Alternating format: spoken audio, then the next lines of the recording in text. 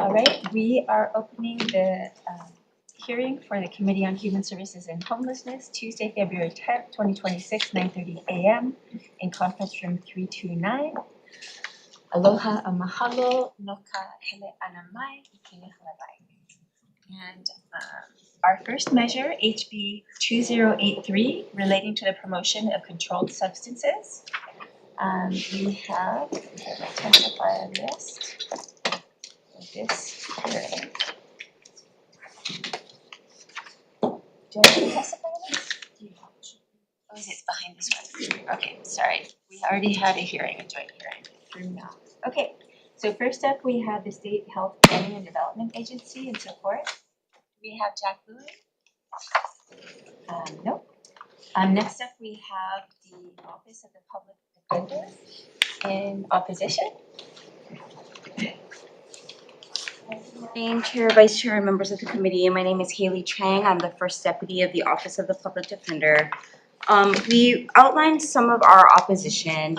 We understand the intent and spirit of the bill.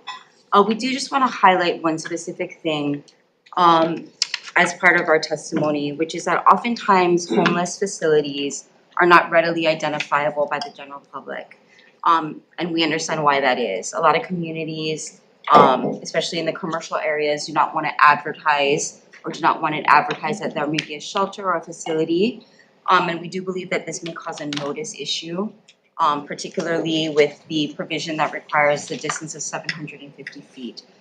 So we've outlined some of the some additional details in our written submission. That is really our main concern with adding this provision to the measure. So thank you for the opportunity to comment. I'll remain available for questions. Thank you very much. Next up, we have the Department of the Prosecuting Attorney, City County Honolulu.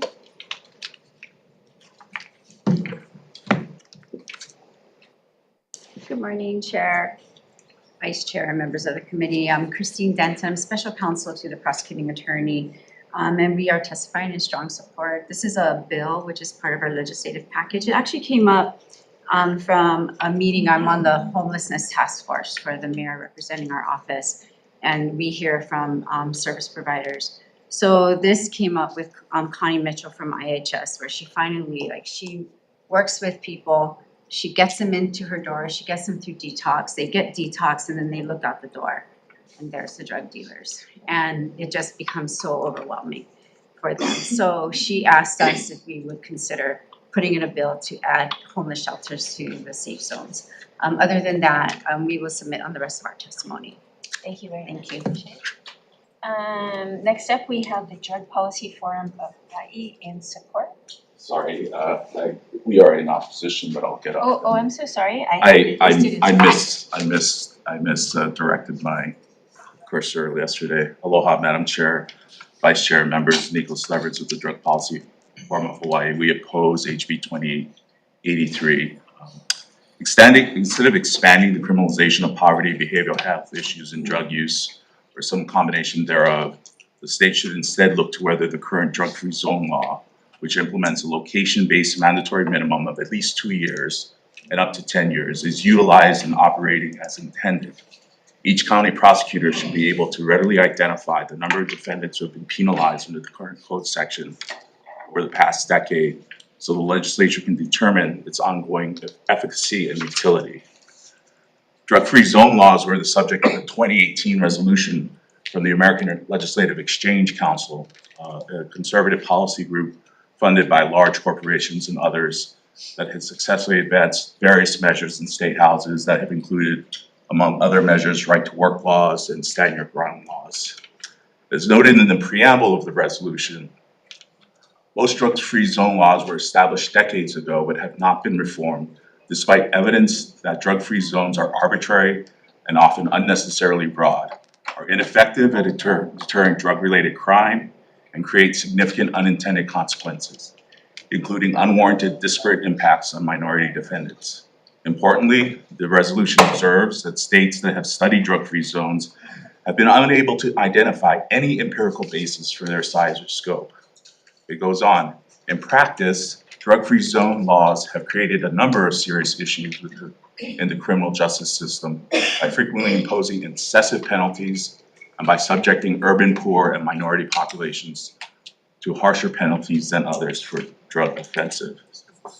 So, it's really highly curious that the prosecutor here is looking to have the state position itself to the right of ALEC in states like Indiana, Kentucky, and Utah that have reformed their drug-free zone laws. That's really kind of the heart of my testimony today. So mahalo for the opportunity to provide opposition to this bill.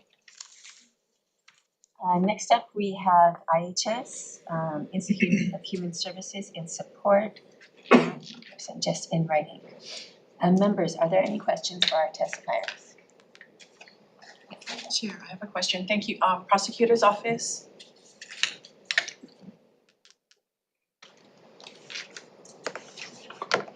We heard testimony from the Public Defender's Office in regards to concerns regarding notice issue.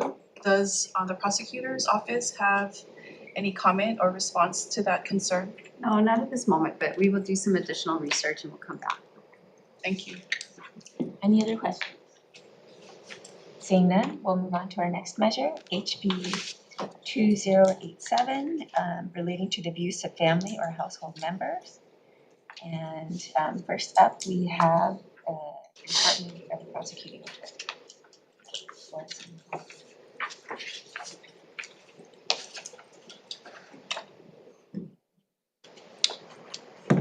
Good morning. So yes, this is another bill that's a part of our package. We have been working with the current pilot program. What has been working is the petty misdemeanors.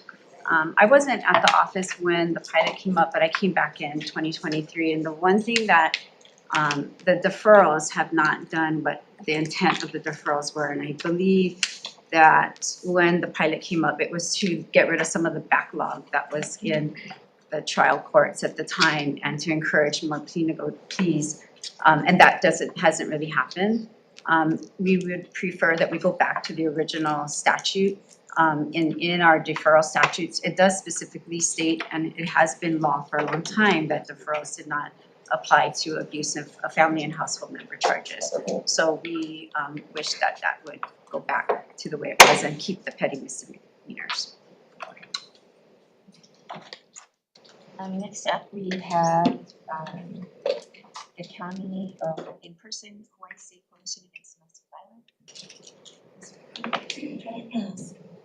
Good morning, Chair, Vice Chair, committee members. I'm Angie Mercado, Executive Director of Hawaii State Coalition Against Domestic Violence, and we represent 20 member programs statewide who are the service providers of survivors of domestic violence and actually those who cause harm.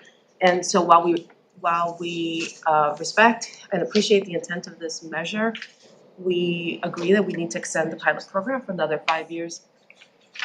And specifically really to take a look at what the deferred acceptance of a guilty plea is doing, how do we make it work, what impact is it actually having on survivors and those who cause harm. And we are available for any questions you may have and appreciate this opportunity to testify. Aloha.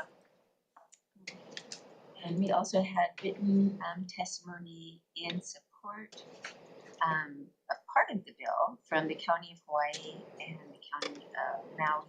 The County of Hawaii was writing on behalf of also the County of Kauai. Is there anyone else wishing to testify on this measure? Seeing none, members, are there any questions? Oh, please come up. I apologize. Haley Chang from the Public Defender's Office. I thought we had submitted written testimony by Darcia Forrester. If it's not in, I will make sure that a copy is provided to the committee. But again, my name is Haley Chang. I'm the First Deputy of the Office of the Public Defender. We are strongly oppositional to this measure and agree with the last testifier that the pilot program should be extended another 5 years. I think sometimes, and what we hope to convey to this committee, is that a deferral, which does give someone the opportunity to keep their criminal record clean, is not a freebie, it is not a gift. You have to earn it. And the mechanism for allowing people to do this is multi-tiered. Domestic violence cases are extremely emotional. Oftentimes, these families are not going to break up, the relationships do not end. And either forcing cases to trial because there's no other resolution, sometimes it's not the best option.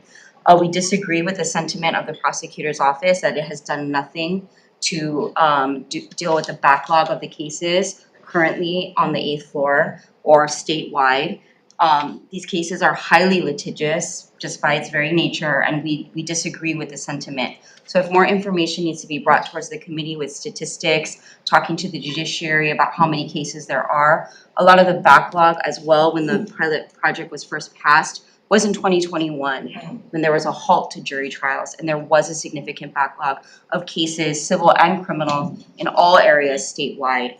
So we think it is way too soon to do that. I think there are incredible benefits to allowing these cases to resolve so we're not involving children, victims, defendants in a litigious court process. So we are strongly oppositional. We are also offering support on the next measure, which does extend it. So I'll be available for questions. Thank you.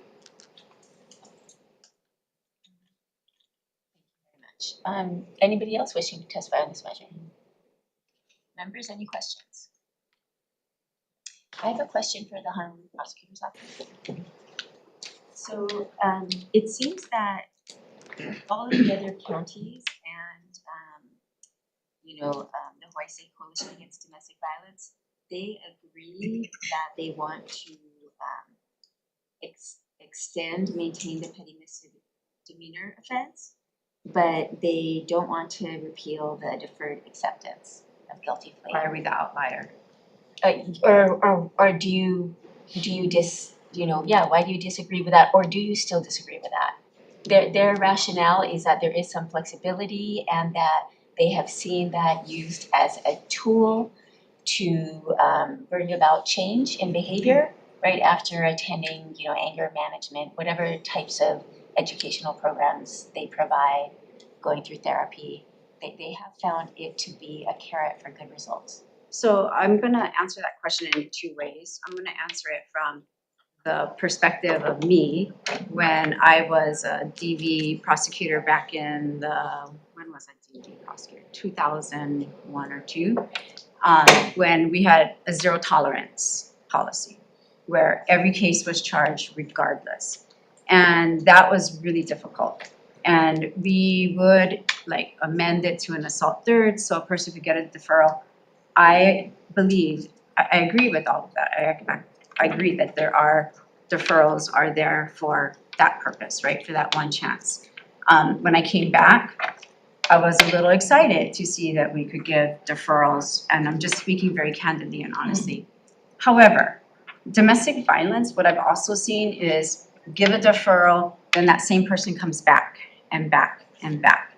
So some of the cases, not all of them, but some of them, we have people who come in and out, in and out, in and out on the 8th floor. It doesn't seem to take. So our position is that we would like to go back to abuse of a family and household member. We're making a statement that we want to protect our families, we want to protect our children. And this is one of those crimes that you don't get that freebie. And I know that Public Defender's Office didn't describe it as a freebie, but it's a one chance opportunity to keep your record clean. However, in reality, what I've seen in our cases, that we do have people who get that and then they come back and back and back. We also have the bulk of the cases, right? So out of respect for my fellow colleagues on the outer islands, their caseload is much smaller, our caseloads are much bigger. So we've got a lot more that we're dealing with. So that's my answer. And are they able to repeatedly get that deferral? No, you can only get it once. Okay, so then coming back and coming back, wouldn't they be receiving different types of Yes, penalties for but then it goes back to why should we allow it in the first place? Thank you very much. Members, any other questions? Seeing none, we'll move on to the next measure. HB 2096, relating to aggravated circumstances in child protective proceedings. And first up, we have the judiciary in support. Good morning, Chair Martin, Vice Chair Olds, my name and members of the committee. My name is Jessie Hall. I'm a judge with the Family Court. We are in support of this bill. It is actually one of our package bills.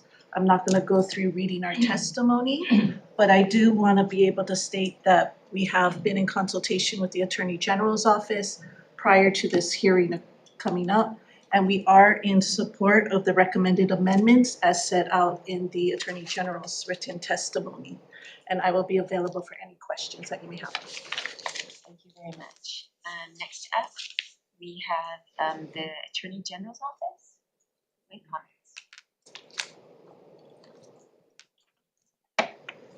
Good morning, Chair Martin, Vice Chair Olds, and members of the committee. I'm Deputy Attorney General Derek Peterson, and I appreciate the opportunity to testify.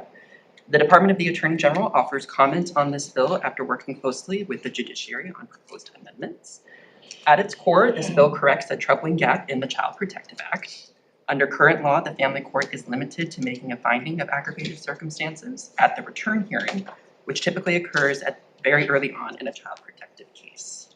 As a practical matter, that limitation often prevents the family court from making such findings in the most serious and egregious cases of child abuse, precisely where findings of aggravated circumstances are most needed, because the evidence supporting those findings, such as a child autopsy report, is often not available or does not emerge until well after the return hearing due to various factors such as ongoing criminal investigations and delayed reporting by children. This bill addresses that problem by allowing the family court to find aggravated circumstances at any time prior to the termination of parental rights, rather than restricting those findings to the outset of the case. After collaborating closely with the judiciary, the department is recommending additional amendments to strengthen this bill and to provide the family court with greater flexibility in cases involving aggravated circumstances. In particular, our proposed wording would expressly allow the family court to consolidate aggravated circumstances hearings with termination of parental rights hearings at any time. This is important because consolidation reduces the likelihood of multiple appeals, which can delay permanency for children in these already tragic cases. Our written testimony includes a complete revised version of the statute that the judiciary supports. We welcome the opportunity to continue working with the judiciary and others on any changes that may be needed to best effectuate the intent of the bill. Thank you for the opportunity to testify, and I'm available to answer any questions you may have. Thank you very much. Next, we had written testimony and support from the Hawaii State Chapter of Children's Justice Centers and one individual. Is there anyone else wishing to testify on this measure? If I may. Somebody on Zoom want to testify? Aloha. Are you wishing to testify on 2096? Aggravated? Yes, Okay, go ahead. thank you. My name is Austin Martin. I am the Libertarian Party of Hawaii chair. I also sit on the Libertarian National Committee as a member for Region 1.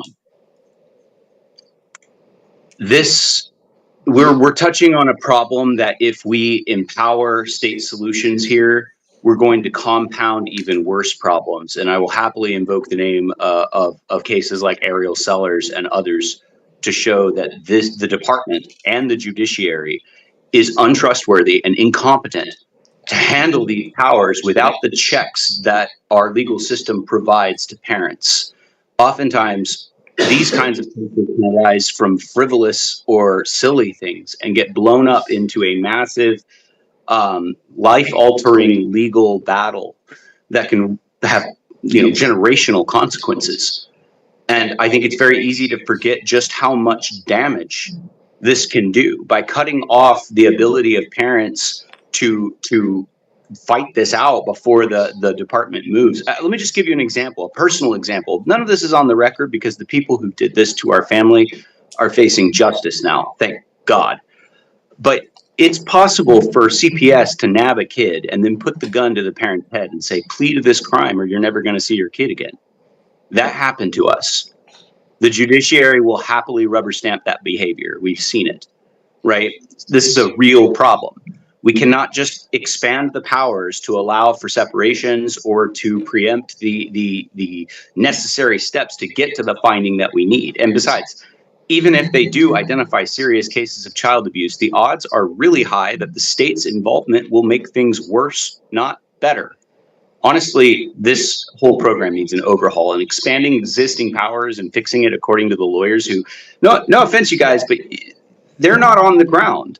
They're looking at this from a perspective of legal checkboxes and elements. They're not looking at it from a perspective of humanity. And the reality is that our families are falling apart due to this kind of social policy. We need to have a way of balancing the interests of accused people, and measures like this take that away. So I oppose this measure. The Libertarian Party opposes this, and we want to see more robust checks on the state's meddling in family affairs, because it is devastating. Thank you very much. Is there anyone else wishing to testify on this measure? Seeing none, members, are there any questions? Go ahead. Chair, thank you, Chair. Questions for the judiciary?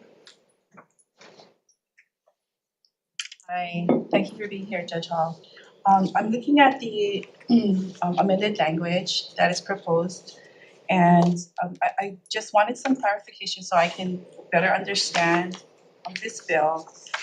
Under aggravated circumstances of the definition under 4, it mentions that family court or another court of competent jurisdiction, and I was just wondering what is another court of competent jurisdiction? Any of our criminal courts.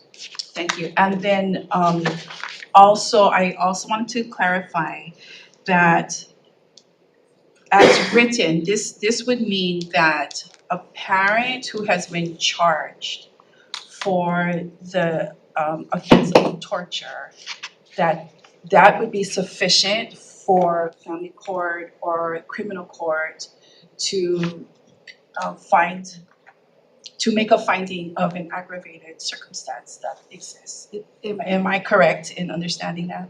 It would not necessarily be the criminal court making that decision on the aggravated circumstances, but it would suffice for family court.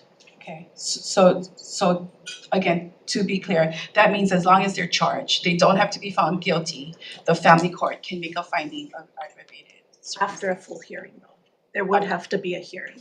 It wouldn't be something they're charged, we automatically do it. They would have a hearing and they would have a right to put on a defense. Okay, thank you. Members have any other questions? Seeing none, we'll move on to our next measure, which is HB 1959 relating to domestic violence. Again, talking about the same issue that we discussed in the previous measure. So first up, we have the Crime Victim Compensation Commission. In support, okay. We have the Hawaii State Coalition Against Domestic Violence in support. Vice Chair, committee members, Angie Mercado, Hawaii State Coalition Against Domestic Violence, representing 20 member programs. And we are in strong support of this measure. Unlike HB 2087, this actually does extend not only the pilot program, but also maintains the deferred acceptance of the guilty plea. We spoke with some of our partners in the community and really found that we didn't do a good enough job tracking how well this is working or not working. And so that's the primary reason for the extension. But also that we suspect that, do we need to do or create in the community an actual diversion program, which is, this could kind of look like it's a diversion program, but isn't really structured fully. So that gives us enough time to be able to do that. And as the public defenders mentioned in the last testimony, the reality is we are addressing the fact that there are survivors for whom this relationship is not going to end. We often hear from survivors that they really just want the violence to end. And is the domestic violence intervention programming a pathway to that? Also for those who want those relationships to end, they may still have children in common, and child support and financial assistance is still something that gets then dealt with perhaps in divorce court or child custody payments later on in family court. So we want to make sure that there's a pathway for that. I do have 2 potential technical suggestions that my apologies did not make into the testimony. Just want to make sure that the way that this bill is drafted, ensuring that the judiciary is still going to be able to provide data on these cases, because I think Section 1 of Act 19 specifically states in the purpose that the judiciary will provide data, but I don't see it anywhere else. in the measure, but we didn't extend that to 2031. And then there is a section that I want to make sure that we are also, Hawaii Revised Statute, Section 853-4 is currently drafted that it will be repealed June 30, 2026. And I want to make sure that that actually does not get repealed, or that it'll extend to 2031 so that we can maintain the deferred acceptance of a guilty plea. I'm reading that correctly. That's all. Thank you. Appreciate this opportunity. Next up, we have the Hawaii State Commission on Status of Women in support. Morning, Yasmin Cheney for the Commission on the Status of Women. I stand on my written testimony in support of this extension. Thank you very much. And we also have written testimony in support from the County of Hawaii Office of Prosecuting Attorney, Maui Department of Prosecuting Attorney, and one individual. Is there anyone else wishing to testify on this measure? My apologies, again, this testimony didn't mean to come into the committee, and I apologize. Again, Haley Chang from the Office of the Public Defender. Just asking the record to reflect our strong support of this measure. And it's for, I think, the reasons that I think the committee is familiar with. The benefits of extending it and doing more research is important. And so I'll be available for any questions. Thank you. Anyone else wishing to testify on this measure? Seeing none, members, any questions? Okay, we'll move on to our next measure, which is HB 1665 relating to the penal code. It expands the definition of terroristic threatening to include electronic communications, including social media posts, and it specifies that terroristic threatening against public infrastructure, including schools, federal, state, and county agencies, elderly persons over 62, children under the age of 18, or disabled persons is a Class B felony. And first up to testify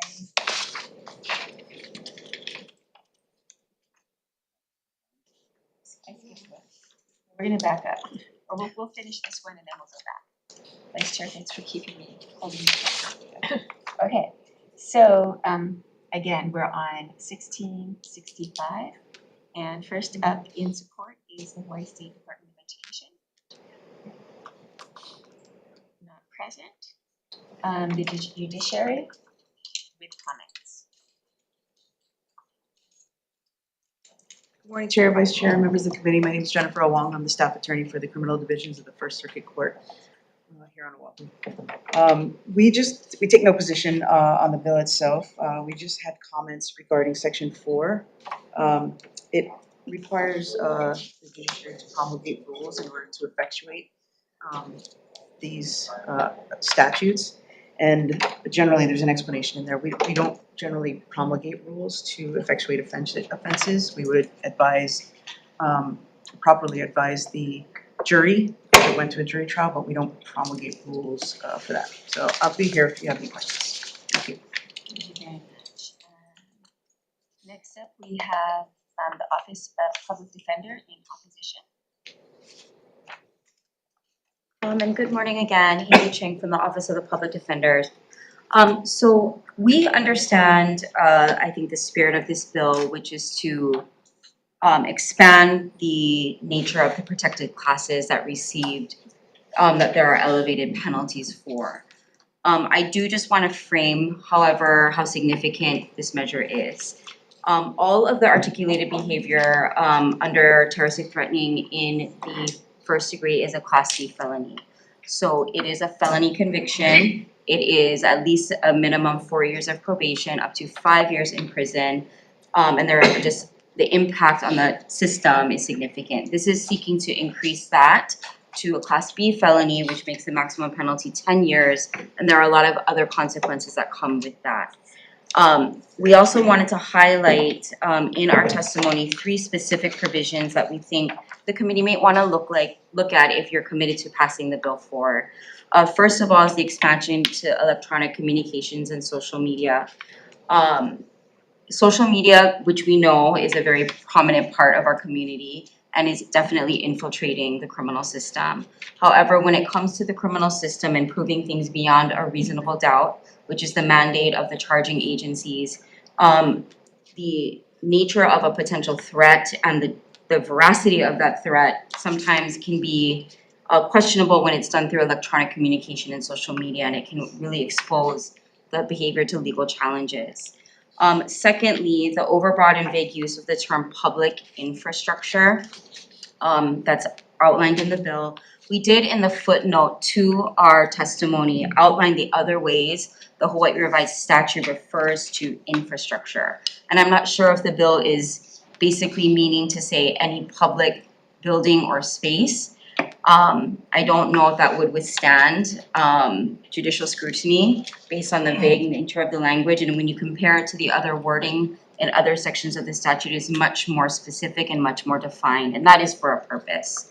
And then finally, we'd ask the committee to be mindful of any age-based enhancements. We understand the need to protect either the youth or the elderly kupuna in our community. However, one unintended consequence, at least we see as an unintended consequence, is that there's no,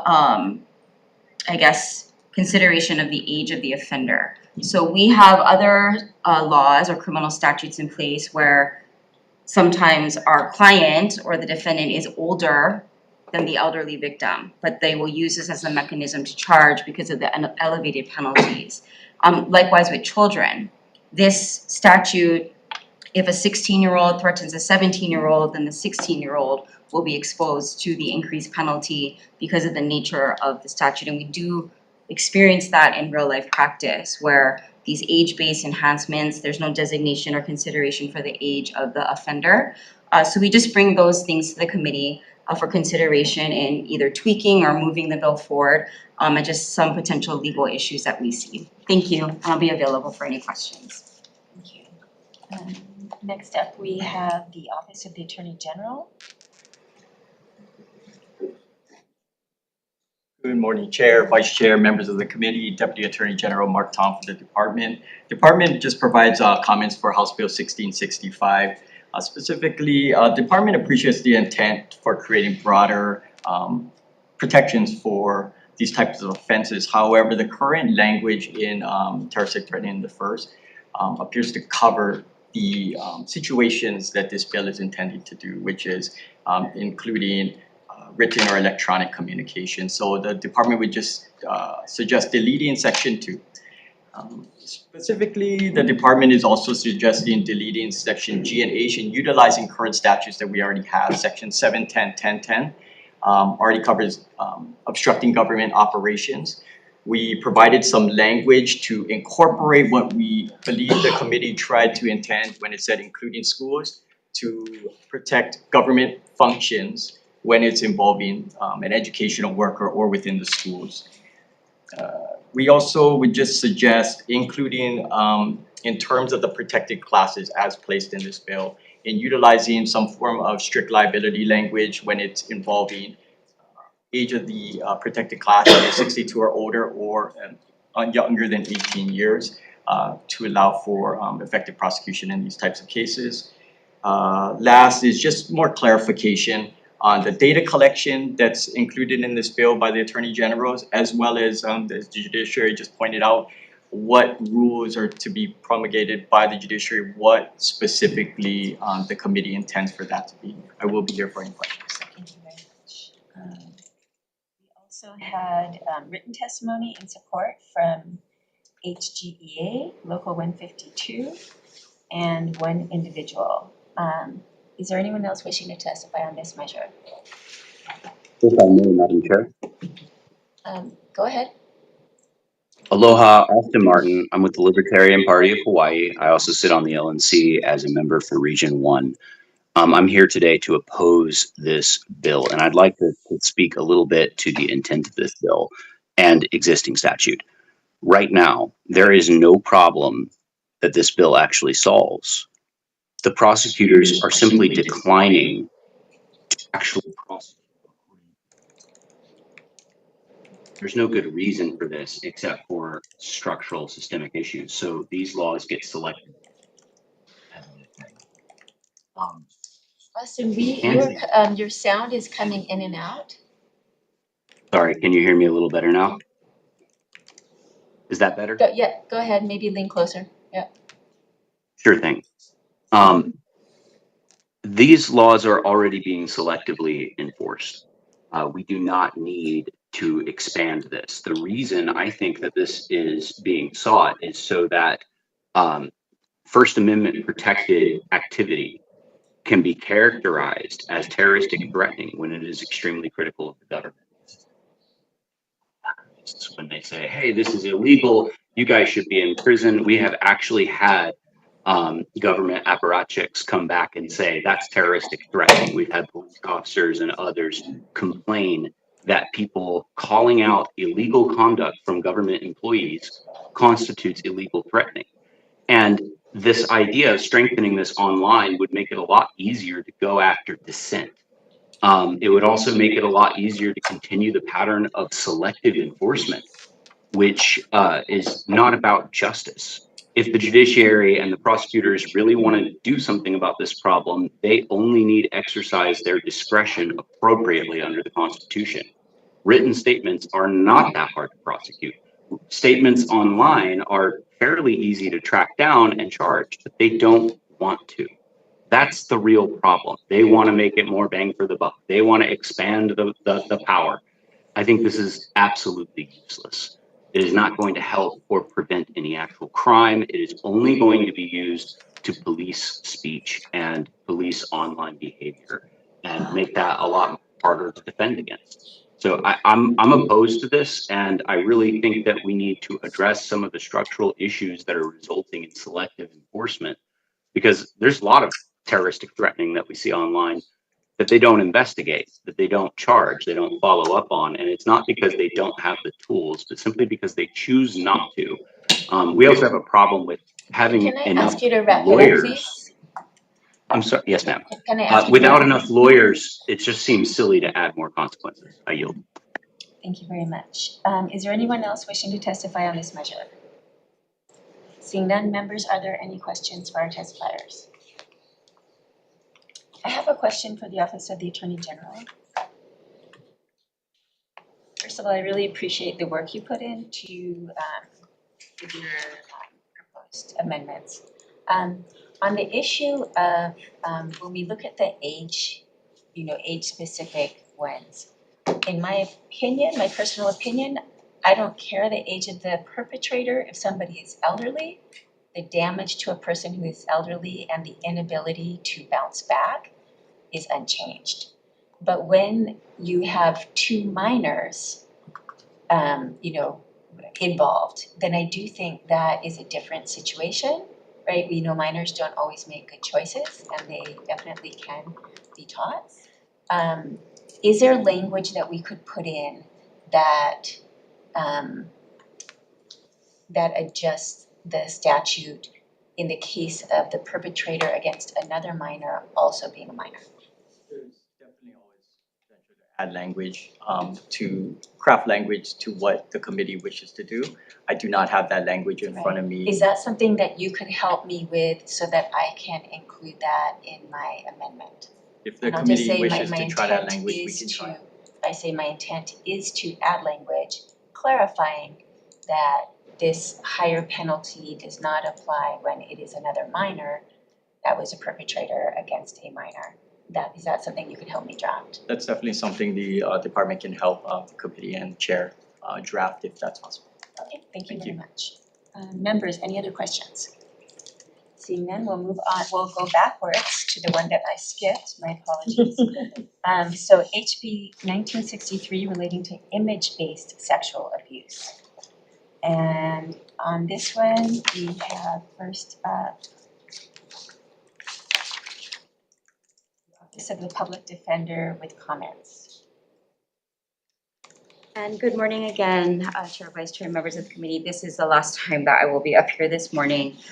We are just submitting comments on the measure. We absolutely understand the the behavior that the committee is attempting to address, and we don't take a position on that.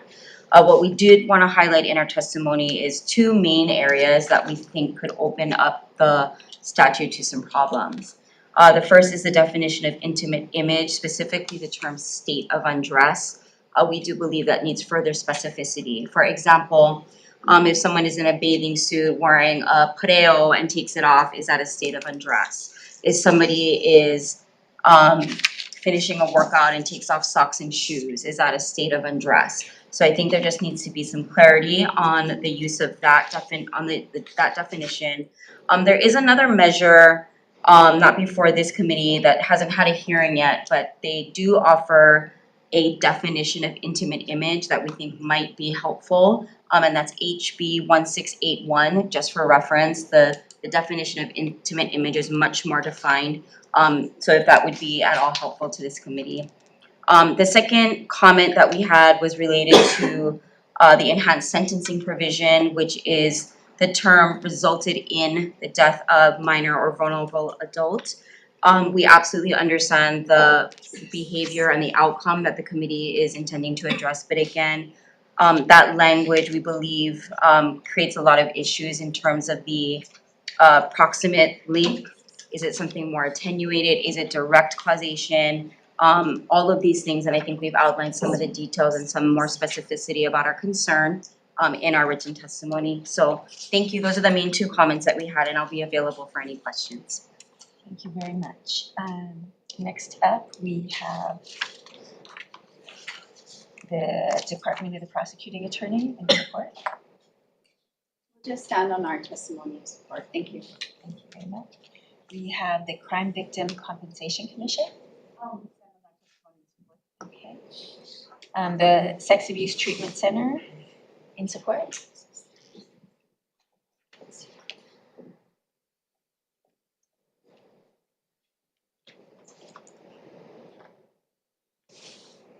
Good morning. Good morning, Chair Martin, Vice Chair Oaks, and the members of the Committee on Human Services and Homelessness. My name is Lynn Costales. I am the Executive Director of the Sex Abuse Treatment Center, and we stand in strong support of this measure.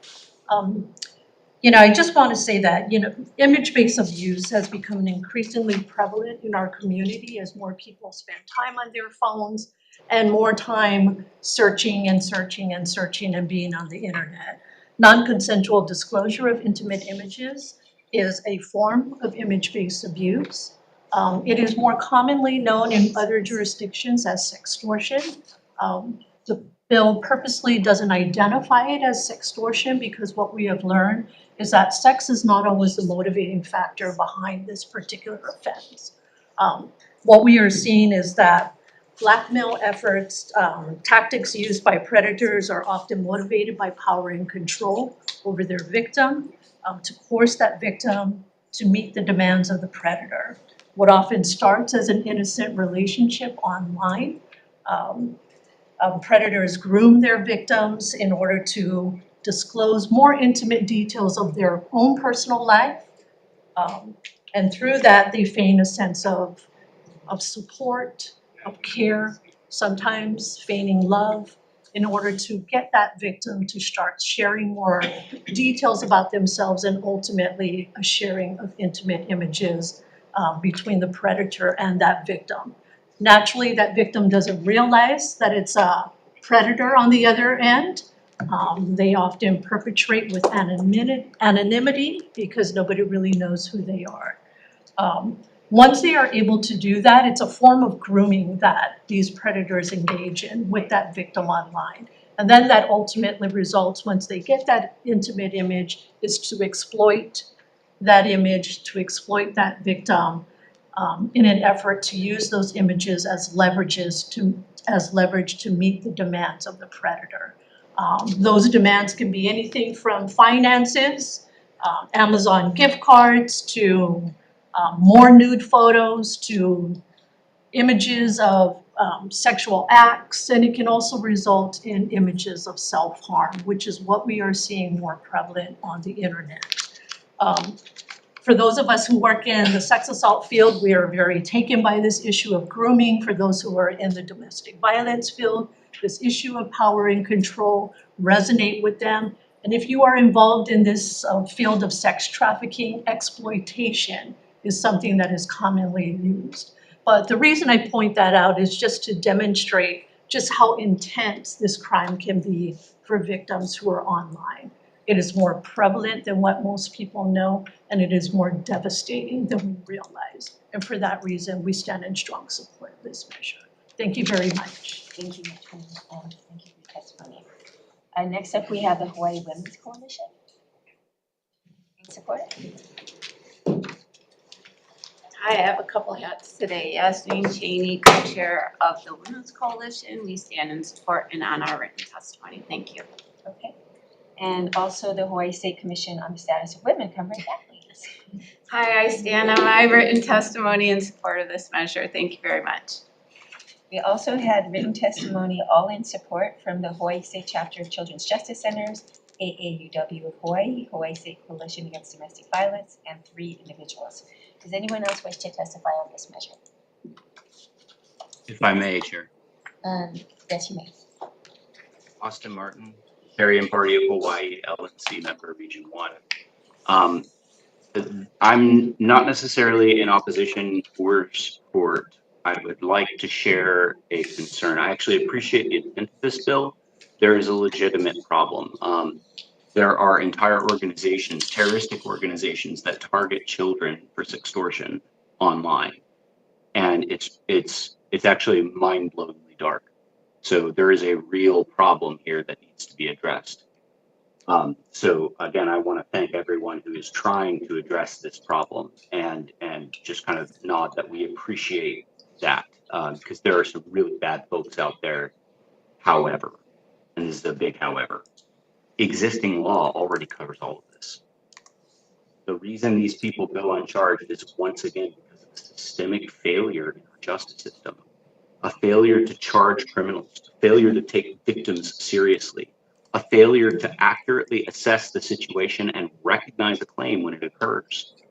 But that would take work for the prosecutors, more work than, say, prosecuting a pot ticket or a drug charge, or, when a couple gets in an argument, one calls the cops to win, there's domestic violence inferred, and nothing really happened but an argument, and somebody used the government to get an advantage.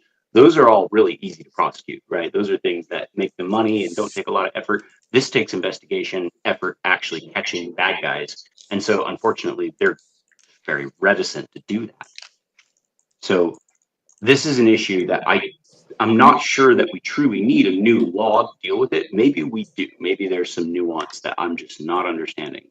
But as far as I can tell, the groups that are operating and causing these kinds of problems, especially, we had a leader of one arrested here in Hawaii. And there's no way this guy wasn't on state prosecutors' radars. There's just no way. But they chose not to do anything. So I just want to point out that this is a problem that has been created or allowed to persist, rather, by government inaction and by mismanagement, and not necessarily something that we would need an entirely new law for. Though if this helps address the problem, maybe it's just what we need. I don't want to testify against it. And I just have a hesitation in saying, hey, yeah, this is a good idea, because part of the problem Can I is ask the you to wrap fox it up, guarding the please? henhouse. Thank you. Thank you. Okay. Is there anyone else wishing to testify on this measure? Members, are there any questions for our testifiers? Okay, seeing none, we're going to move on to our next measure, which is HB 2233, relating to SNAP Ed to fund it after federal funding cuts. And first up, we have the Department of Health in support.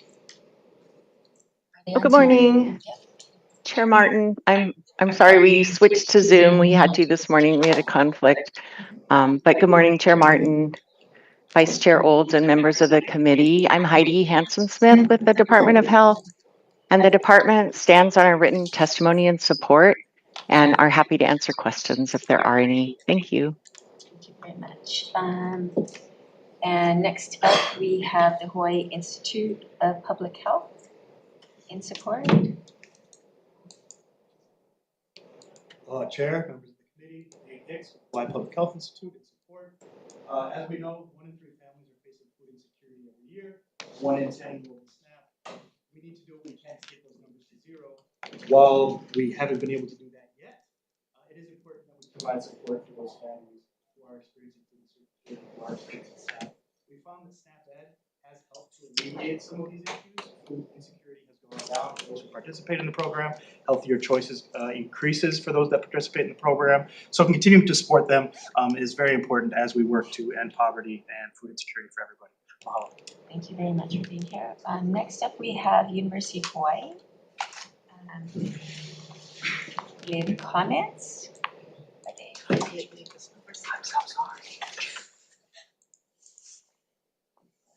Vice Chair, members of the committee, Felicia Mbuko Geyser on behalf of Dean Parwinder Grewa.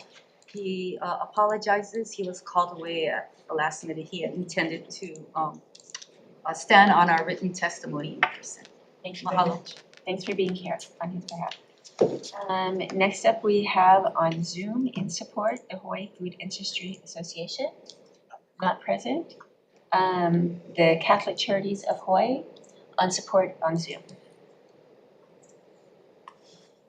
Aloha, Chair, Vice Chair, and members of the committee. I'm Betty Lou Larson with Catholic Charities Committee. We thank you for hearing this bill. We strongly support it. We feel that there are many young families who may be starting to prepare food and buy food for the first time. They've grown up on fast food. So this is an excellent program to help not only these young families, but everyone to learn better habits, to actually learn about healthy food and to expand their ability to access food. We are truly thankful to the UH and the Department of Health for picking up this program since it was cut out of the federal budget. We feel it's been a long-term proven program and it can really bring a win-win situation, not only to the families and the individuals in SNAP, but also to the state with lower health costs, better health care, and more security for food for its residents. Thank you for allowing us to testify. Thank you very much. Next up, do we have an individual on Zoom, Doug Matsuoka? Not present, but in support. We also had written testimony, all in support from the Executive Office on Early Learning, Executive Office on Aging, Life of the Land, Hawaii Family Caregiver Coalition, Hawaii Appleseed, Hawaii Farm Bureau, and another dozen individuals. Is there anyone else wishing to testify on this measure? Yes, Chair Martin, if I may. Oh, can I have some people here in the room that I'll have go first. Yes. Good morning, Chair Martin, Vice Chair Olds, and members of the Human Services and Homelessness Committee. It's an honor to be here before you today. My name is Nicholas Kikuta, and I'm a first-year medical student at JABSA, advocating in strong support of House Bill number 2233. This bill will protect the SNAP Ed program in our state that's set to expire at the end of this fiscal year as a result of the Big Beautiful Bill. Poor diet is now recognized as the leading cause of death and health care costs in the United States. It drives chronic disease like heart disease, diabetes, obesity, and even some cancers. And it's considered one of the most modifiable risk factors we have. Speaking as someone who's recently spent time working in Senator Hirono's office as a health fellow, one clear solution I saw to this chronic disease epidemic that consistently had bipartisan support was nutrition education. Nutrition education is not just the supportive care that we're so used to with chronic disease now. It actually has the power to significantly improve health outcomes for our population. It shouldn't be up to patients to learn that their diseases were preventable by the time they reach their end stages. And although many of us think of eating healthy and exercising as common sense and maybe daily practice, I can assure you that my experience caring for patients has shown that for many, it's not something they've even been taught or ever maybe had the resources to do. Over the past 8 months, working at Queen Emma Clinics and JABSA's home clinic with under-resourced and underserved communities, I've seen patients' priorities understandably lie with finding shelter, finding employment, and finding calories, rather than making sure that their diets are healthy. It's heartbreaking seeing so many young adults come in every day with chronic diseases that could have been prevented if the importance of nutrition had been stressed to them earlier, or if they had access to healthy foods. The SNAP Ed program is shown to be successful, especially in these underserved communities at increasing food security and sustainability and improving diets, which in turn improve health outcomes. As future physicians for the state of Hawaii, my classmates and I today showed up to demonstrate the importance of programs like SNAP-Ed and the importance of nutrition education when it comes to healthcare. I recognize that federal cuts have created real uncertainty across many state programs, but even so, I urge you to vote in favor of House Bill 2233 to ensure that nutrition education and support through SNAP-Ed are not left behind. This is a modest investment now that can prevent far more costly disease and suffering in the future, and will make our jobs as physicians much easier. Thank you for this opportunity to speak before you today, and I hope you consider my request. Thank you very much. Is there anyone else in the room wishing to testify? Thank you all for coming to show your emotional support. Now going back to Zoom, please go ahead with your testimony. Thank you, Chair Martin. My name is Austin Martin, Libertarian Party of Hawaii, LNC member, Region 1. I'd like to add an interesting kind of perspective on this. As a libertarian, I'm against entitlement programs because they don't actually fight the war on poverty, they make it worse. Remember, if we're going to feed people and we're going to do it through the government, we have to give a bunch of money to the government in order to fund that and fund all of those people. And that creates a lot of waste in the process, unfortunately. It's just the reality. That said, I love the idea of feeding people a lot more than wasting it on work projects or on unnecessary bureaucracy or public unions or whatever else. So what I would love to see, and one way to get libertarian support for bills like this that normally we would never support, is if you feed other government waste into the hopper in order to fund this, right? Then you could get guys like me who normally would be opposed to any kind of entitlement program to say, yeah, let's do this, because it's a better use of our funds than a lot of other things that we're putting money towards, right? I mean, we all have projects that are super controversial on the table. There are things that we could be feeding our people instead. So I applaud that and I appreciate that big time, even though I'm opposed to the idea of making people more dependent on government handouts. After all, this has to come out of productive society. So every dollar that we're taking away from the economy is money that could have been in people's pockets to grow that economy and further circulate wealth in the islands, right? By interceding and taking that, we actually waste quite a bit, and it takes it out of the people's hands. It increases dependency, right? Austin, So can we I want ask to you to avoid wrap those up your things. comments, please? Yes, ma'am. We try to avoid making people more dependent, and that's really the key. So I have no problem funding this. I just hope that you guys can find sources of funding that don't keep drawing from productive pockets. I yield. Thank you very much. Is there anyone else wishing, does anyone have any questions for our testifiers? Go ahead. Thanks. I'm sorry, I'm not sure if this is for DOH or for UH. It's a funding question. Whoever would be more appropriate to answer. I just wanted to check, Appleseed had listed 1.6 million as the amount for the federal program, and I just wanted to confirm that was the amount by one of the agencies overseeing the program. I can get you exact numbers. The funding is approximately that amount. I think it varies year to year. The funding comes from the U.S. Department of Agriculture, goes to the Department of Human Services, and then it is has been in the past divided between the UH CTAR and the Department of Health for implementation. Okay, thank you. That'd be helpful when we're looking at it in the subsequent committees, and also I guess maybe some idea if that amount is sufficient according to what you guys are doing, or is that the amount you're going to be asking for because it's a one-for-one replacement of the federal program, or if there's need to expand, or kind of what you guys are looking to do with it would be helpful, I guess, moving forward. Okay, great. Sure, we can get together with the University of Hawaii and maybe send you numbers from a couple of years and let you know what our needs would be moving forward. We appreciate you. Thank you. Thank you, Chair. I have a follow-up question on the same lines that I just need for the committee report, where we have blank appropriations separately for Department of Health and for CTAR. And so I wanted to have recommended numbers to put in the committee report broken down for each of those entities. And so, yeah, if we could just have a budget for each of them, that would be great. And, within the next day so we can include it in our committee report. Okay, is it okay if we submit that to you in the next? Yeah, like if in the This next day or afternoon, so, okay. yeah. You Sure. could just email it. Thank you very much, appreciate it. Thank you. Are there any other questions for our testifiers? No, seeing none, we'll move on to our next measure, HB 2237, relating to public assistance. This allows services during a governor-declared state of emergency. And first up, we have DCCA, Insurance Division, in opposition.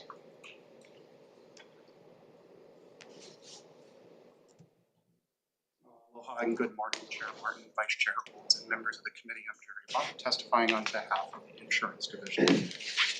We respectfully oppose this measure as it relates to the funding mechanism for this bill. While we understand and support the goal of providing assistance during emergencies, the Hawaii Hurricane Relief Fund, or HHRF, was created for one narrow and critical purpose: to function as an insurance mechanism, not as a general emergency funding source. As you may be aware, the state has been suffering from an ongoing insurance crisis in the condo space. As such, the HHRF began issuing policies in June of 2025. The funds in the HHRF are used to support those insurance policies. Diverting HHRF funds for non-insurance purposes, even temporarily, creates serious financial and actuarial risk. It could negatively affect their reinsurance costs for the HHRF, reduce the capacity of how many policies the HHRF could issue, and ultimately lead to higher hurricane insurance premiums for residents.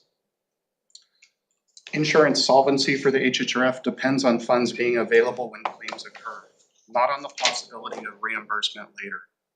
A hurricane could occur before any reimbursement is received, putting policyholders and the state at risk. For these reasons, the department believes the bill undermines the long-term stability of the HHRF, and we respectfully oppose the measure. Thank you, and I'm available for any questions. Thank you very much, appreciate you coming. Next up, we have the Office of the Attorney General with comments.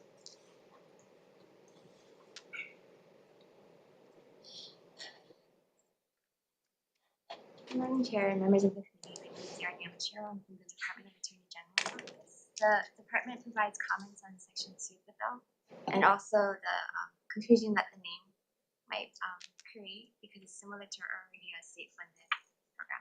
Thank you. I'll be available for questions. Thank you very much. Next up, we have on Zoom the Hawaii Food Industry Association in support but not present.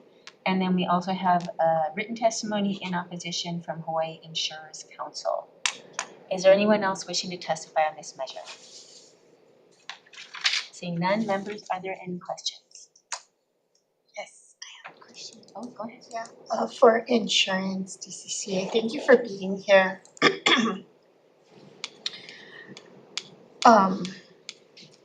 You mentioned in your testimony, you know, this is a very narrow focus, very bright line of understanding on how these funds can be used. How does that, and I think you mentioned it, but I was just more curious on how the market reacts when we start to tinker with a fund that has a very defined purpose. So if you're referring to, like diverting the HHRF, well, part of what I mentioned was, you mentioned market reinsurance contracts. So HHRF is not covering the full value of these policies. They have to go out and buy insurance, and the market would not like it if there was a mechanism to where the funding in the HHRF could be taken at any given time. So that would have a very negative impact. The broader insurance market also relies upon the HHRF to be solvent. In other words, be able to pay its claims, because if HHRF can't pay its claims, it now has to assess the insurers in the market, who then have to pass that on the cost to all of the policyholders. Got it. Great. Thank you. Thank you for Any other questions, members? All right, seeing none, we'll move on to our next measure, which is HB 2132 relating to voting. It makes voter registration opt out rather than opt in, basically, when people are getting driver's licenses, etc. First up to testify, we have the office, they're not in person, we'll start with in person. The Office of the Attorney General, are they on Zoom Right here. or in person? Okay, perfect. Chair, Vice Chair, members of the committee, my name is Charles Jung-Min Lee, Deputy Attorney General. We submitted our written comments to better help implement the bill. I'll be available for any questions you may have. Thank you very much. We also had testimony in support from Hawaii Alliance for Progressive Action in person.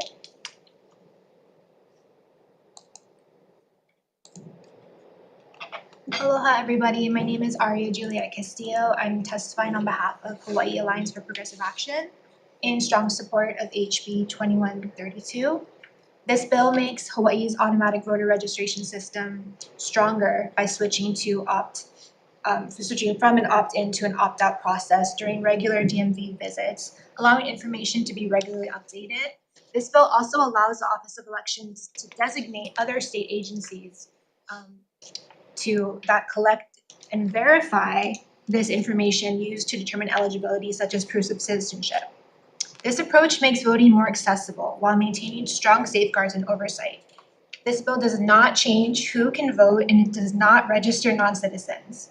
We are often encouraging young people to take part in democracy. This bill helps by removing unnecessary barriers, making it easier for everybody to participate. This method has proven results. The report from the Center for American Progress found that AVR in Oregon had added over 116,000 new voters who would probably not registered otherwise. Of those, 40% were under the age of 30, compared to only 13% that had traditionally registered. This also makes voter rolls more accurate, it lowers administrative work, and increases participation without risking any integrity. Please support this bill moving forward. Thank you very much. Is Tara Gregory here? Okay. I'm here.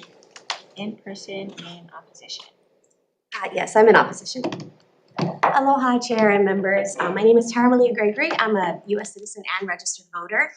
And I regularly attend the Elections Commission's meetings since 2024. And I've reviewed commission materials and observed repeated procedural and transparency deficiencies in the election administration. I strongly oppose this bill, HB 2132, as it's written.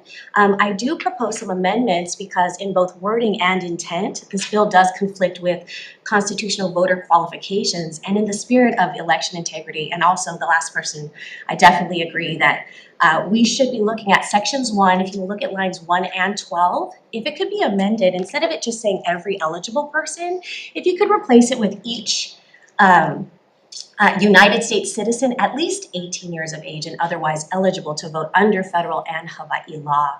Eligibility is not discretionary. Federal law, including 52 USC 20511, it makes it a federal crime for non-citizens to vote. So we just want to ensure that the languaging does support that. In section 1, line 12, we must limit the population of new voters to state that same legally eligible group. This bill also assumes administrative capacity that has not been demonstrated recently. Section 7 compounds that risk, if you would turn to Section 7, by mandating automatic voter registration through motor vehicle transactions. This system is not designed to verify voter eligibility or intent as it is. While presuming the Chief Elections Officer can execute these expanded duties despite unresolved audit failures and accountability gaps. Expanding automatic voter registration under these conditions is not reform. It's compounding the current failures. HB 2132 should not move forward unless amended accordingly. Mahalo for the time to speak. Thank you very much for coming in. We also had comments from the Office of Elections, written testimony in opposition from the Libertarian Party, in support from the Green Party, opposition Hawaii Islands Republican Women, support from Imua Alliance, and then over a dozen individuals submitted written testimony in opposition and over a dozen in support. Is there anyone else wishing to testify on this measure? Yes, Chair. Cameron Hurd, Program Director for Common Cause Hawaii. We submitted our comments and a financial study at about 7:30 today. So that should be able for you guys to go and recall. We are going to stand on that testimony. I will point out some key things. One, we already have automatic voter registration right now. It is an opt-in system. What we are asking for is an opt-out system, the exact same system that is already used to automatically register young men for selective services. You can be registered for war, but you can't be registered to vote. We've also worked with people across the entire political ideology spectrum, which is why this bill is written the way it is. The DMV is the only agency right now that can go and be parallel with qualifications to voting right now. It leaves it open for other agencies to be added in later on should they meet those qualifications. But right now, it is only the DMV, and it's only changing the question from an opt-in to an opt-out. I went and talked to high schoolers this past week. Many of them, seniors who had their license, said they weren't registered to vote, or to their knowledge weren't registered to vote, and didn't know that they could opt in right then. One of the biggest key points of this bill that I thought was fascinating was we've been conducting a financial research into how much this is going to cost the state, because it does need to be fiscally effective. What we found was implementation in the first year will cost the state about $314,000. However, what we see in a presidential election after it's implemented is a net saving of $1.3 million. We also have it to where we're also trying to expand voting access centers. And one of the things that they have been giving us feedback on is it's too much. We don't have enough people. There's a lot of things to do. When Common Cause audited the in-person voting on the day of, we saw a lot of people registering to vote on the day of, which carried over to a longer line. Now, if these people's registration is automatically updated when they go and they renew their license, or they go and they update their address because they're moving their elderly parents in with them, we're now cutting down on timing in polling and day of person voting. So these are some of the reasons, among many, why I urge you all to please vote yes on this measure, and please know that we are doing our due diligence to make sure that this is fair, accurate, and American through and through. Thank you. Is there anyone else wishing to testify on this measure? Yes, Chair, if I may. Oh, sorry, we have someone in person. Go ahead. Hi, my name is Ronel Oku. I'm testifying against this measure. I also attend the election commission meetings, and I think the problem is we actually have overinflated voter rolls. People that have moved, or people that don't say they're no longer, in Hawaii, or are dead, or other people.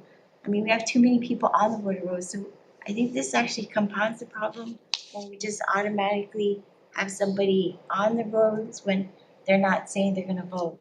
So, and it also makes it look like less people as a percentage are voting, because some people are registered that didn't even wanna register. So I feel like this is not solving the problem, and it's encouraging fraud. Thank you. Thank you very much. Is there anyone else wishing to testify on this measure in person? Seeing none, let's go to Zoom. Go ahead. Thank you, Chair. My name is Austin Martin. I'm the Libertarian Party of Hawaii State Chairman.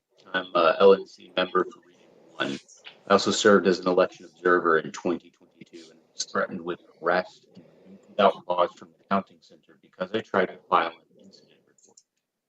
Since then, I've been active Austin, we in- can't hear you, but we understand you're in opposition. Thank you for testifying.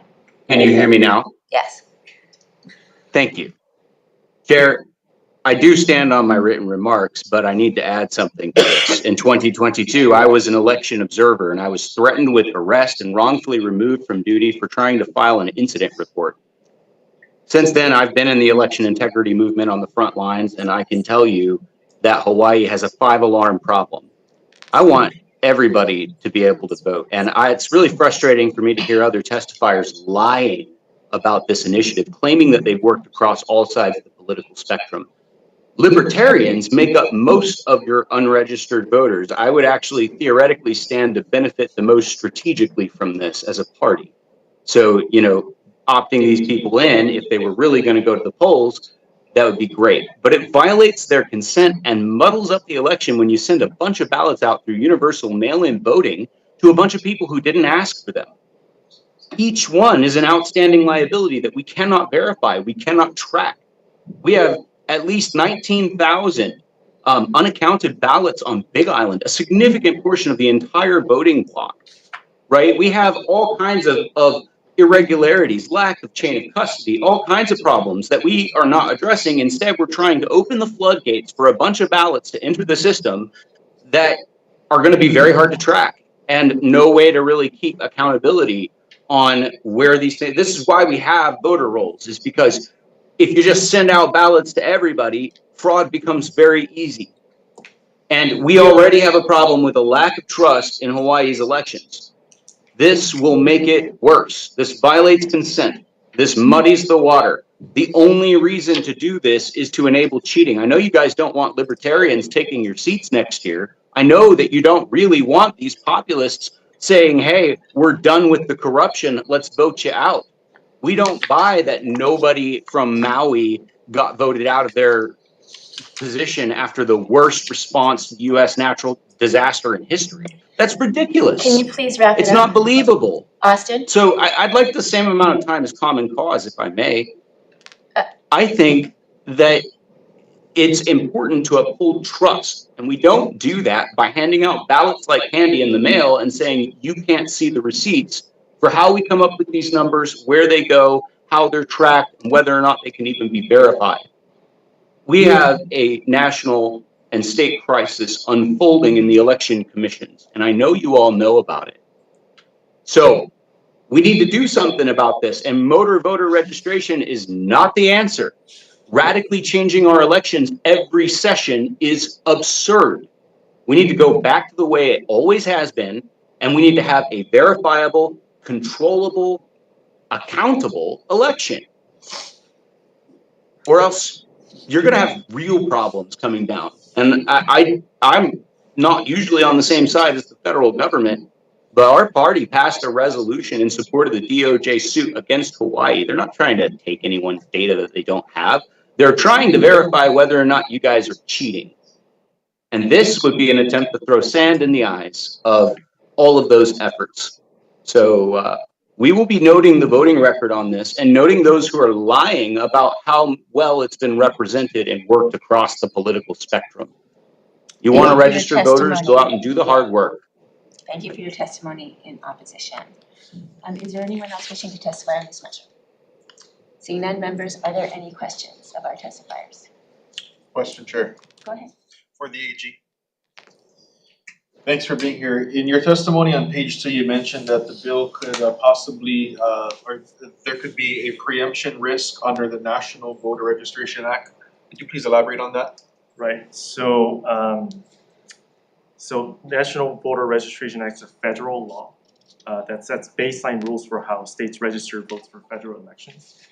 And so what this bill is trying to do is have a requirement that is over that baseline.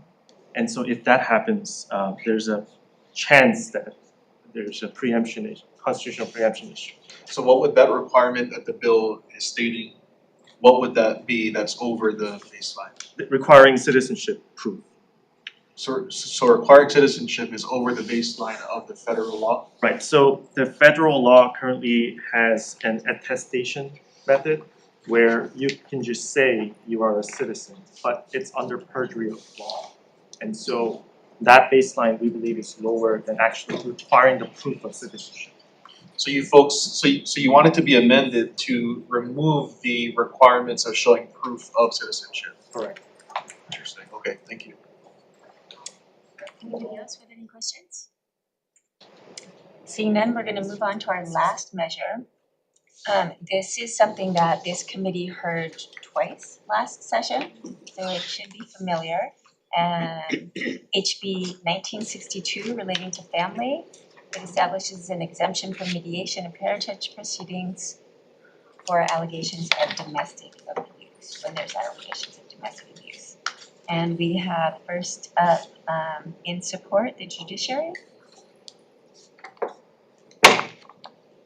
Good morning again, Chair Martin, Vice Chair Old, members of the committee. I am Jessie Hall, Family Court Judge. We are in support of this version. As you're all aware, there are a number of versions of this type of bill that are going through this session. We are in support of this particular bill. It does have one significant difference, which a lot from the other versions that allows a waiver of participation given before the mediation may be rescinded. So it does allow for a change of mind depending on how the case goes. And we will be available for any questions. Thank you. Thank you very much. Next up, we have the Hawaii State Commission on the Status of Women. Good morning, committee members. Yasmin Cheney for the Commission on the Status of Women. I will stand on my written testimony in support. Next up, we have the Hawaii Women's Coalition. Good morning, Yasmin Cheney, co-chair for the Women's Coalition. This measure was actually part of our bill package. We will stand on our testimony in strong support. Thank you. Next up, we have the Hawaii State Coalition Against Domestic Violence. Chair, Vice Chair, committee members, I'm Angie Mercado, Executive Director, Hawaii State Coalition Against Domestic Violence. Our mission is to unite all of Hawaii to end all forms of domestic violence. And you're right, third time's a charm, hopefully. We stand in strong support of this measure. We hopefully learned our lesson from last sessions, and we actually worked with the judiciary, we worked with the Mediation Center of the Pacific, and we worked with the Commission on Uniform Laws to make sure that this addressed all of the concerns that various parties have articulated in testimony in previous sessions. And in particular, we wanted to articulate to the committee that one of the changes that we included here is not just referencing HRS 658H-10 that talks about who can come to mediation and support parties, but we actually restated it in this statute. The concern raised by the Attorney General's last year was at which point, what triggers when somebody can bring a support person, and is it equitable for all parties involved in mediation? And so we wanted to make sure that, yes, the intent of this measure is specifically targeted to survivors of domestic violence who may be engaging in mediation, but that anybody involved in mediation may have access to these. It's already written in statute as well. We are available for any questions you may have, and again, really appreciate the opportunity to testify in this matter, and we appreciate you all listening, bringing it up for hearing again. Thank you. Thank you very much. We had written testimony in support from Hawaii Children's Action Network and 2 individuals. Is there anyone else wishing to testify on this measure? Seeing none, members, are there any questions? Seeing none, we will move to decision making.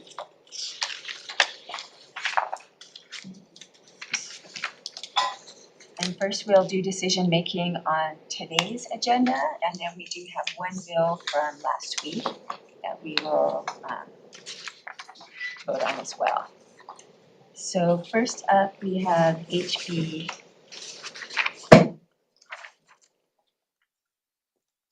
83, which was relating to the promotion of controlled substances, talking about not being able to sell illegal drugs in your homeless facilities. And for this one, I recommend just defecting the date and passing this out. Members, are there any comments or questions? Seeing none, Vice Chair for the vote. Voting on HB 2083, Chair's recommendation is to pass with amendments. Chair and Vice Chair vote aye. Representative Amato. Reservations. Thank you. Representative Hartsfield. Also with reservations. Thank you. Representative Kiakapu-Liloy. Same, reservations. Representative Takayama. Reservations. Representative Takenouchi. Aye. Representative Alcos. Aye. Representative Garcia. Aye. Chair, recommendation is adopted. Thank you very much. The next measure that we heard was HB 2087. I'm going to defer this as in I'll use as a vehicle for this measure that comes up later in the agenda. Next up, we have HB 2096, related to aggravated circumstances in child protective proceedings. And for this one, I'd like to just technical amendments for clarity, consistency, and style, defect the date, and then also in line with the AG recommendations agreed to by the judiciary. To better achieve the intent of the bill, I'd like to repeal the existing aggravated circumstances provisions from section 587A-28E4 on page 3, line 15 to page 4, line 18, and move the bill's proposed additions, page 4, line 19 to page 5, line 11, from the return hearing section and add them along with other amendments into a new section as suggested below. So eliminate the mandatory 21-day filing deadline, authorize the family court to consolidate aggravated circumstances hearings with termination of parental rights hearings at any time to reduce the likelihood of separate appeals, and require parties to notify the family court within a reasonable time upon receipt of evidence of aggravated circumstances. With that, members, are there any comments or questions? Vice Chair for the vote, please. Thank you, Chair. Voting on HB 2096, Chair's recommendation is to pass with amendments. Noting all members present, any members voting with reservations? Reservations. Thank you. Any members voting no? Chair, your recommendation is adopted. Thank you very much. Next up, we have HB 1959 related to domestic violence. This is the one that we will use as a vehicle for the other one that was deferred. And for this one, I would just like to defect the date, but note in the committee report that the effective date must be June 29, 2026, since this measure needs to go into effect one day before the repeal and reenactment provisions of Act 19 and Act 238. Also, I wanted to put in the committee report that for our next committee to look at the provision for the judiciary to continue to provide data till 2031, as was brought up in testimony today. But I didn't have time to, the testimony did not give me time to look at the language of the bill. And with that, members, are there any questions or comments? Seeing none, Vice Chair for the vote. Chair, voting on HB 1959, Chair's recommendation is to pass with amendments. Noting all members present, any members voting with reservations? With reservations. Thank you. Any members voting no? Chair, your recommendation is adopted. Thank you very much. Next up, we have HB 1963 relating to image-based sexual abuse. And for this one, I wanted to just make technical amendments, defect the date, and then in the committee report, ask the next committee to look into the need for a better definition of state of undress, as brought up in testimony today. Members, are there any comments or questions? Seeing none, Vice Chair for the vote. Thank you, Chair. Voting on HB 1963, Chair's recommendation is to pass with amendments. Noting all members present, any members voting with reservations? Any members voting no? Chair, your recommendation is adopted. Thank you very much. Next up, HB 1665 relating to the penal code. This is expanding and increasing penalties for terroristic threatening of certain groups and locations. So for this one, there are significant amendments coming from both the judiciary and the Attorney General's office that I'd like to adopt. So defect the date, and then per the judiciary, completely delete section 4 on page 5, lines 10 through 12, which requires them to promulgate rules since this is not a function of theirs. Then also note in the committee report that a definition for disabled person is needed. that defines the specific protected individuals intended by this measure. And also that we need to clarify what the equity review and demographic data analysis of the convictions entails, so that the Attorney General can appropriately include it in their future reports that are required. Also note, okay. And then delete paragraphs G and H per the recommendation of the Attorney General from the amendment section on page 4, line 13 and 14, and instead replace those with an amendment to 710-1010, which already covers obstructing government operations, by adding a 1D, the performance of a governmental function by an educational worker as defined in 707-711E, acting under the color of the educational worker's official authority. So that addresses the issue with teachers. And then adding section 4, which says notwithstanding any law to the contrary, any offense under subsection A or D shall be a class B felony. And section A refers to all public servants. So that is replaces both things that were deleted on the other section. And also to clarify that the perpetrator does not need to know the age of the victim for the penalties to apply, adding that to 702-206.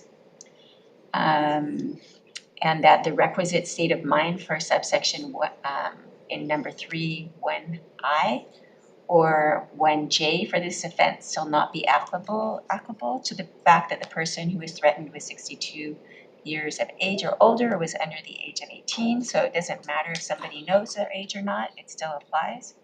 The person shall be strictly liable with respect to the attendant circumstance that the person who was threatened was 62 or under 18. And then also I will wait for a proposed amendment from the AG's office on how to address the fact that the stiffer penalty would also apply to minors committing an alleged crime against other minors, which I would like that stiffer penalty not to apply. So we will add that when we get that language in.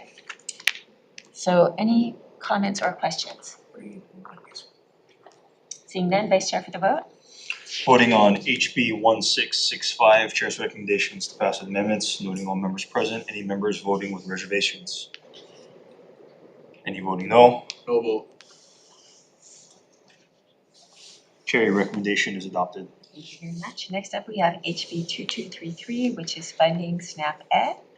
And for this one, I'd just like to defect the date and add to the committee report the proposed appropriation amounts for CTAR and Department of Health. Members, are there any comments or questions? Seeing none, Vice Chair for the vote. Chair, voting on HB 2233, Chair's recommendation is to pass with amendments. Any members voting with reservations? Any members voting no? Chair, your recommendation is adopted. Next up is HB 2237, which would allow the Department of Human Services to provide public assistance using the Hawaii Hurricane Relief Fund, and I'm going to defer this measure due to some of the concerns raised in testimony. Next up, we have HB 2132 relating to voting, which is the opt-out rather than opt-in. And for this one, I recommend defecting the date and amend as it relates to HRS 11-15.7 to reference requesting an electronic ballot rather than a large print ballot. This is a request of the Elections Office, as this change aligns with existing statutory requirements and current processes. Other technical amendments, and then per the AG's office and testimony, remove the bill's documentary proof condition for the DOT transmission and instead rely on the existing attestation-based process, which is federally required, coupled with a negative screen that prevents transmission only when the applicant presents documentation demonstrating a lack of U.S. citizenship. And then replace the documentation demonstrating U.S. citizenship with attestation of U.S. citizenship and no presentation of documentation demonstrating a lack of U.S. citizenship, again on page 6, lines 1 through 2. And then on page 11, lines 3, starting with line 3 for section K, delete unless an ineligible applicant willfully and knowingly takes affirmative steps to register or pre-register to vote.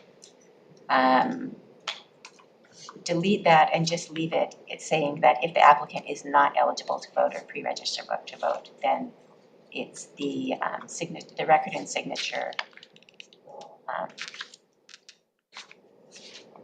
will not constitute a completed voter registration. And with that, members, are there any questions or comments? Question, Chair. Go ahead. Can you please clarify your amendment? So you're changing it to where there will be no need to show proof of citizenship, correct? That is correct, and the reason for that, even though in our state we might wish to do that, the reason for that is to be consistent with federal law. Thank you. Sorry, Chair. Just a comment. First, I'd like to appreciate all of the testimony that was provided today, and I appreciate the amendments. However, I do believe there needs to be further discussions regarding this bill, even as amended, so I'm going to be voting with reservations. Thank you, Chair. Any other comments? Seeing none, Vice Chair for the vote. Voting on HB 2132, Chair's recommendation is to pass with amendments. Noting all members present, noting member Hartsfield's with reservations vote. Any other members voting with reservations? Other voting reservations, Chair? Any members voting no? No vote. No vote. Chair, your recommendation is adopted. Thank you very much. Next up, we have HB 1962, relating to family with exemption from mediation and parentage proceedings. And for this one, I would like to defect the date and then also change references to chapter 584, instead to replace that with chapter 584A, since we repealed 584 last year, and 584A was added as a current uniform character chapter. Members, any comments or questions? Seeing none, Vice Chair. Thank you, Chair. Voting on HB 1962, Chair's recommendation is to pass with amendments. All members present, any members voting with reservations? Any members voting no? Chair, your recommendation is adopted. Thank you very much. So we are done with decision making for this morning's hearing, and we are now, do I need to restart for the 9:30 agenda? Can I just keep going? Okay, so now we're moving to our 9:30 AM agenda, which is to do decision making on a single measure, HB 1546, which was the one relating to health insurance. So I have made some very large amendments to this bill, which I will not read out loud. It's a couple pages. But basically, the gist is that in the Senate, this measure was amended to, instead of having subsidies to purchase a catastrophic or bronze, high deductible plan, and also to provide $1,000 to meet early preventive primary care towards which otherwise it would be out of pocket for the deductible. That was amended to just the $1,000 for preventive care, and people will have to get the bronze or high deductible plan on their own. So I am keeping that as one option in this newly established state 3-year health coverage continuity pilot program. So that will be one option, but there will also be another option for people that qualify for the federal advanced premium tax credits to enroll in the federal insurance marketplace plan with a silver level. basically there are some people, we want to maximize our federal subsidies coming into our state. And there are some people who will qualify for those, and they could be on regular health insurance with low deductibles. And so there will be two options depending on what the individuals who lose Medicaid do or do not qualify for. So there are, that is the major change to the bill, those two changes, amending the not subsidizing the high deductible plan and then adding in a state-funded premium assistance program, which actually expands the existing state-funded premium assistance program that's already given to immigrants. With that, are there any questions or comments? Seeing none, Vice Chair for the vote. Okay, voting on HB 1546, Chair's recommendation is to pass with amendments. No members present, any members voting with reservations? Reservations. Reservations. Thank you. Any members voting no? Chair recommendation is adopted. And with that, we are adjourned. Thank you.